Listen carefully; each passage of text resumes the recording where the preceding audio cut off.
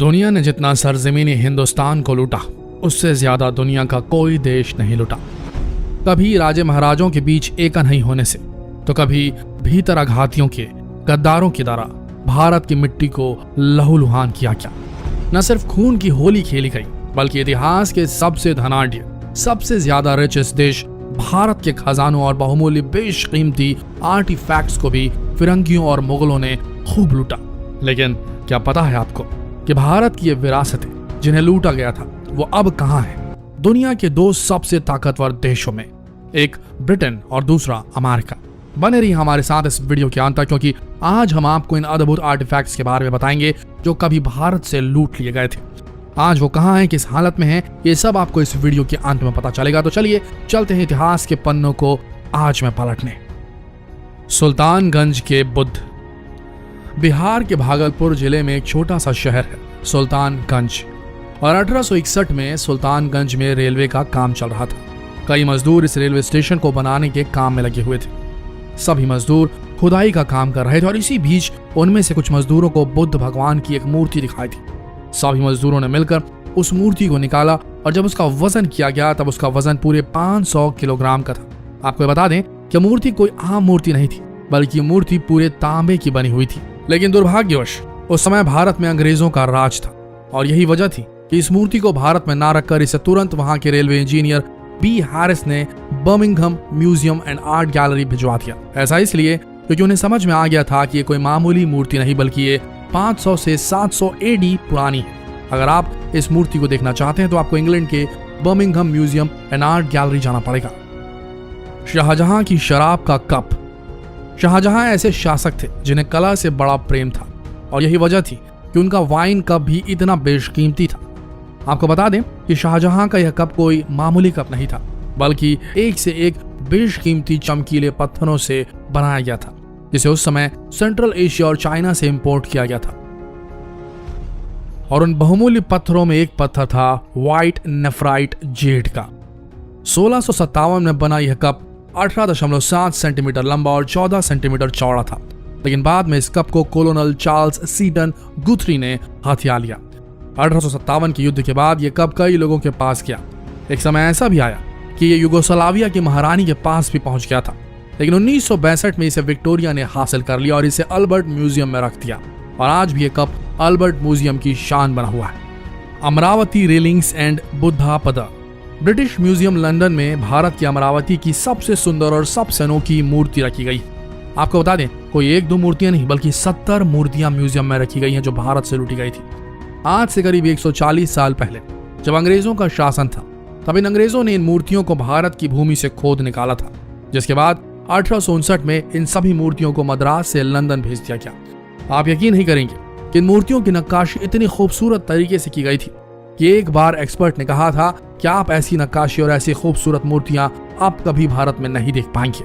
और आज भारत की ये खूबसूरत मूर्तियां लंदन के म्यूजियम की शोभा बढ़ा रही हैं, जो कभी भारत से लूटी गई थी। The Saraswati marble idol. Bharat में सरस्वती माँ को संगीत, ज्ञान और बुद्धि के लिए पूजा जाता है। हिंदू धर्म में सरस्वती माता को एक प्रमुख स्थान दिया गया है। 1034 एडी के समय भारत में राजा भोज हुआ करते थे और उन्होंने मध्य प्रदेश में एक बहुत ही विशाल मंदिर की स्थापना की थी, जिसे भोजशाला कहा जाता था। यह मंदिर कला का एक बहुत बड़ा नमूना था और उसी समय कुछ लोगों ने इस मंदिर में एक सरस्वती माँ की मूर्ति को स्थापित किया था और इस मंदिर में उन्हें वाघ देवी नाम से जाना जाने लगा था। कई सालों तक सरस्वती माँ की मूर्ति उस मंदिर में स्थापित रही, लेकिन बाद में इसे अंग्रेजों ने 1886 में अपने कब्जे में कर लिया और ब्रिटिश म्यूजियम में स्थापित कर दिया।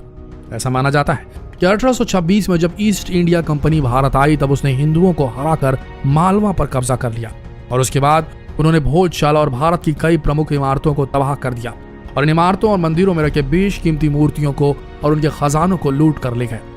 ऐसा माना जाता है कि इस लूटपाट और इस तबाही में लॉर्ड कर्जन का हाथ था। आज भी सरस्वती माँ की यह मूर्ति ब्रिटिश म्यूजियम में आप देख सकते हैं, जो कभी भारत से लूटी गई थी। The mechanical tiger of Tipu सुल्तान।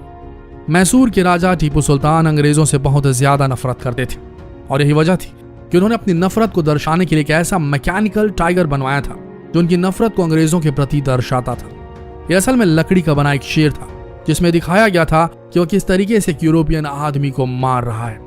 जब अंग्रेजों के द्वारा टीपू सुल्तान हार गए, अब अंग्रेजों को यह टाइगर 1799 में समर पैलेस से हासिल हुआ।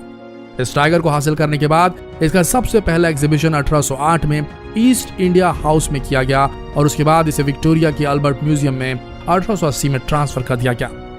आज ये टाइगर एग्जीबिशन का एक प्रमुख अट्रैक्शन बन चुका है और ज्यादातर लोग इस टाइगर को देखने के लिए लंदन के अल्बर्ट म्यूजियम में जाते हैं। The peacock throne. ऐसा माना जाता है कि 1739 को ईरान का शासक नादर शाह ने दिल्ली में हमला किया और शाहजहां को बुरी तरीके से हरा दिया और इसके बाद नादिर शाह ने दिल्ली से काफी कुछ लूटा, जिसमें शाहजहां का पीकॉक सिंहासन यानी कि मोर के रूप में एक सिंहासन शामिल था। आपको बता दें कि सिंहासन कोई मामूली सिंहासन नहीं था, बल्कि भारत की उत्कृष्ट कला का एक बहुत बड़ा नमूना था। इस सिंहासन की चारों तरफ सोने की परतें चढ़ी हुई थी, जिसमें से खूबसूरत नक्काशियों से सजाया गया था। साथ ही साथ इस सिंहासन में नीलम और इस तरह के कई बेशकीमती पत्थर लगे हुए थे।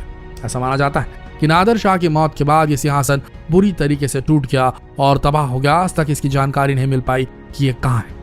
गोल्डन थ्रोन ऑफ महाराजा रणजीत सिंह। दोस्तों, हमारे भारत में कई राजा महाराज हुए, लेकिन महाराजा रणजीत सिंह के सिंहासन की बात ही कुछ और थी। आपको बता दें कि इनकी सिंहासन को हाफिज मोहम्मद मुल्तानी नाम के एक सुनार ने 1820 से लेकर 1830 के बीच 10 साल का वक्त लेकर बनाया था।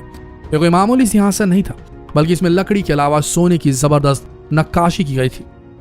लेकिन जब 1849 में एंग्लो सिख युद्ध शुरू हुआ, तब अंग्रेजों ने उस सिंहासन को अपनी प्रॉपर्टी बताकर उसे हथिया लिया और 1851 में इस सिंहासन और कई भारत की बेशकीमती चीजों को एक एग्जीबिशन में रख दिया गया। आज महाराजा रंजीत सिंह का यह सिंहासन विक्टोरिया के अल्बर्ट म्यूजियम में रखा हुआ है, जिसका इन्वेंट्री नंबर है 25182518। The sword and ring of Tipu Sultan. Tipu Sultan का नाम तो आप सभी ने सुना होगा। इनकी बहादुरी के किस्से आज भी काफी मशहूर है, लेकिन एक समय ऐसा आया जब मैसूर के राजा टीपू सुल्तान की मृत्यु हो गई। उनकी मृत्यु के बाद अंग्रेजों ने बलपूर्वक टीपू सुल्तान की तलवार, उनकी ढाल और उनकी कई बेशकीमती चीजों को लूट लिया। 2004 तक टीपू सुल्तान की सभी बेशकीमती चीजें ब्रिटिश म्यूजियम की शोभा बढ़ा रही थी, लेकिन फिर भारत के विजय माल्या ने 1,75,000 पाउंड की ऊंची बोली लगाकर टीपू सुल्तान की तलवार और उनकी कई कीमती चीजों को खरीद कर भारत की मिट्टी में वापस लाया।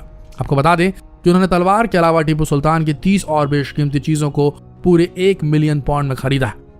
अब ये बात अलग है कि विजय माल्या आज की डेट में खुद कंगाल होकर देश से फरार हो चुके हैं, लेकिन ये बात तो सही थी कि इस भागोड़े ने जो लूटी हुई विरासत थी हमारे देश की, जो अंग्रेजों ने लूट ली थी, उसे वापस लाने की कुछ कोशिश तो की थी। नासिक डायमंड। महाराष्ट्र के नासिक शहर में एक बहुत ही पवित्र स्थान है त्र्यंबकेश्वर, और आज भी ये पावन स्थान अपनी एक ऐतिहासिक चीज के लिए तरस रहा है। एक ऐसा हीरा जो सबसे बेशकीमती है, जिसे हम सभी नासिक हीरा के नाम से जानते हैं। जिस तरह से गोलकुंडा की कोल्लूर खदानों से कोहिनूर हीरे को खोजा गया था, उसी तरह से इस हीरे की भी उत्पत्ति उसी खदान से हुई थी। जब इस हीरे को खोजा गया, तब इसकी कटिंग और फिनिशिंग भारत में ही हुई और फिर 1500 से लेकर 1817 तक ये नासिक के त्र्यंबकेश्वर मंदिर की शोभा बढ़ाते रहा। लेकिन 1818 में जब एंग्लो मराठा युद्ध शुरू हुआ, तब अंग्रेजों की ईस्ट इंडिया कंपनी ने इसे भारत से छीन लिया और इसे एक ब्रिटिश ज्वेलर को बेच दिया। वक्त बीत गया और 1927 का दौर आ गया। 1927 में इस नीले बेशकीमती हीरे को ब्रिटेन से यूनाइटेड स्टेट्स में इंपोर्ट कराया गया। 1940 में हैरिस विंस्टन नाम की एक अमेरिकन ज्वेलर ने इसे खरीद लिया और अभी के समय इसका मालिकाना हक एडवर्ड जे हैंड के पास है, जिन्होंने इसे न्यूयॉर्क में सन 1974 में एक नीलामी के वक्त पूरे $5 लाख में खरीदा था। और आप जानकर हैरान हो जाएंगे कि आज की तारीख में इस हीरे की कीमत है $3.6 मिलियन। कोहिनूर डायमंड। भारत को यूं ही सोने की चिड़िया नहीं कहा करते थे दोस्तों। एक समय था जब भारत में बेशकीमती खजाना हुआ करता था, जिनमें से सबसे बेशकीमती हीरा था कोहिनूर। एक समय था जब कोहिनूर हीरा भारत की शान हुआ करता था। कहा जाता है इस हीरे की कीमत का आकलन करना किसी के बस की बात नहीं थी, और शायद यही वजह थी कि हर राजा महाराजा की नजर इस हीरे पर थी। जब भारत में काकतीय साम्राज्य का शासन था, तब इस हीरे को कोल्लूर की खदानों से खोजा गया था और आज के समय यह खदान आंध्र प्रदेश राज्य के गोलकुंडा जिले में स्थित है। काफी लंबे समय तक यह हीरा काकतीय साम्राज्य के पास रहा, लेकिन जब इस साम्राज्य का पतन हो गया, तब यह हीरा मुगलों के पास चला गया, और जब मुगलों का साम्राज्य समाप्त हो गया, तब यह फिर किसी दूसरे राजा के पास चला गया, और इस तरह से ये एक साम्राज्य से दूसरे साम्राज्य में घूमता रहा। आखिर में ये राजा रणजीत सिंह के पास गया, लेकिन अंग्रेजों के आगे उनकी एक न चली, और फिर 6 अप्रैल 1850 में लॉर्ड डलहौजी ने यह हीरा राजा रणजीत सिंह के बेटे से छीन लिया, और फिर यह हीरा भारत की धरती को छोड़कर 7 समुद्र पार ब्रिटेन चला गया। कई बार हिंदुस्तानियों ने ब्रिटेन की सरकार से आग्रह किया कि वो ये हीरा वापस कर दें। 2013 में ब्रिटेन के प्रधानमंत्री 3 दिन के लिए भारत दौरे पर आए थे और तब उन्होंने कहा था कि हम इस हीरे को वापस नहीं कर सकते। तो दोस्तों, ये थी भारत की लूटी हुई वो 10 अनमोल चीजें जिन्हें भारत में अब ला पाना बेहद मुश्किल हो चला है। लेकिन खोई हुई विरासतों को देखकर ऐसा लगता है कि हाँ, कभी न कभी मेरा भारत भी सोने की चिड़िया वाकई में था। जितना हो सके इस वीडियो को शेयर करें। आपके शेयर करने से हमें मोटिवेशन मिलता है ताकि हम नई वीडियोस आप तक समय पर पहुंचा सकें। कृपया शेयर करें इस वीडियो को। मिलते हैं अगले वीडियो में, तब तक के लिए इस वीडियो के अंत तक बने रहने के लिए आप सबका दिल से धन्यवाद।